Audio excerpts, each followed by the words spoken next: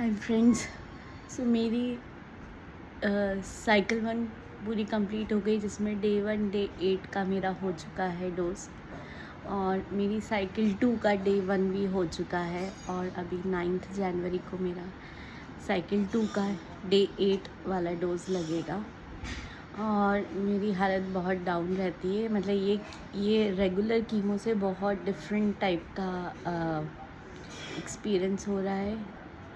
Energy एकदम लो रहती है, आप उठ नहीं पाते हो बेड से, आपके अंदर ग्लास उठाने की भी हिम्मत नहीं रहती है। मतलब आपको ऐसा लगता है आप जस्ट एक ज़िंदा लाश की तरह पड़े हुए हो। और बाकी मुझे नौशिया, वॉमिटिंग ऐसा और कोई साइड इफ़ेक्ट नहीं हुआ जो कीमो से होता है। हाँ, हेयर फॉल पूरा हो चुका है, हेयर लॉस जैसे कि आप मेरा देख सकते हैं, और काफ़ी वियर्ड टाइप का हेयर लॉस हो रहा है मेरे को। मतलब मेरा डेली अगर कुछ हेयर ग्रोथ हो रहा है और डेली वो झड़ता है मेरा, मतलब इतना सा भी अगर वन डे का कुछ ग्रोथ आया है तो वो इमीडिएटली हेयर फॉल हो रहा है।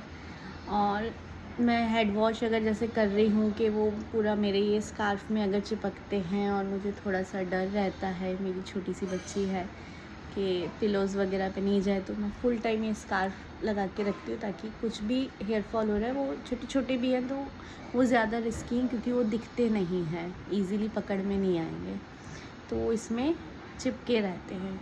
और फिर मैं 2 दिन में एक बार हेयर वॉश करती हूँ स्कैल्प क्लीन करने के लिए, तो उसमें मतलब मैं 3 से 4 बार कंटिन्यूअसली पानी डाले जा रही हूँ अपने सर से, और वो निकलते ही रहते हैं, इतने छोटे छोटे वो निकलते ही रहते हैं। तो थोड़ा सा वियर्ड काइंड ऑफ है मेरा प्रीवियस कीमो एक्सपीरियंस से। सो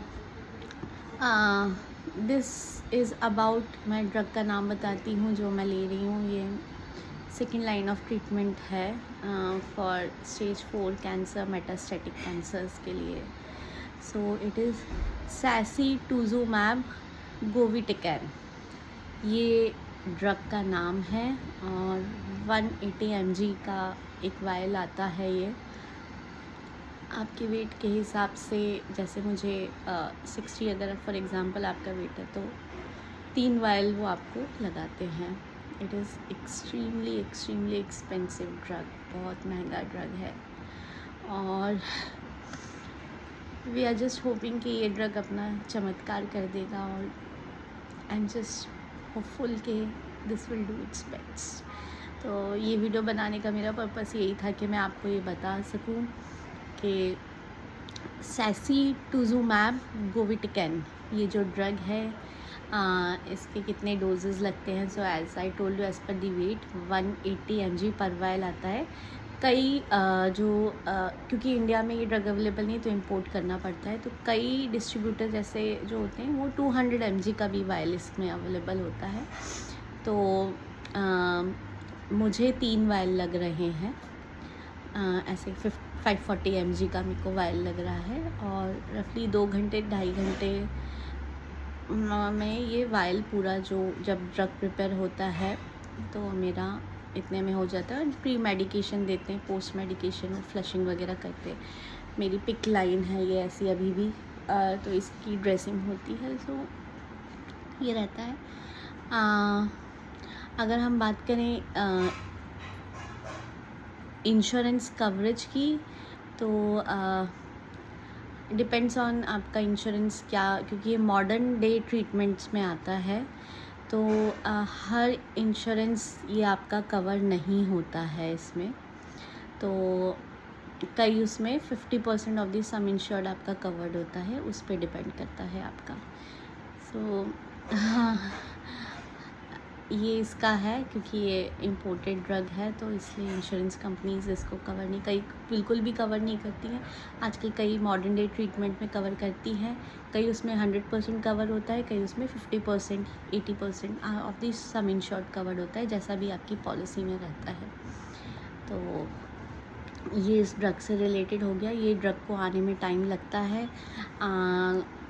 आपको जो है, अगर आप किसी प्राइवेट हॉस्पिटल में ले रहे हैं तो वहाँ पे वो आप उनकी फार्मेसी ही आपको सब कुछ अरेंज करके ये ड्रग आपको मंगवा के देती है। और अगर आप किसी गवर्नमेंट इंस्टीट्यूशंस के थ्रू ये ले रहे हैं, तो आई थिंक वहाँ पे आपको ड्रग खुद अरेंज करना पड़ता है, बाकी लगाने का पूरा डे केयर में वो काम आपको करके देंगे। So that's all about this drug. Side effect मैंने आपको बता दिया, बहुत ज़्यादा रहता है। आज मेरा ड्रग को लगे Friday, Saturday, Sunday, Monday, 6th day है।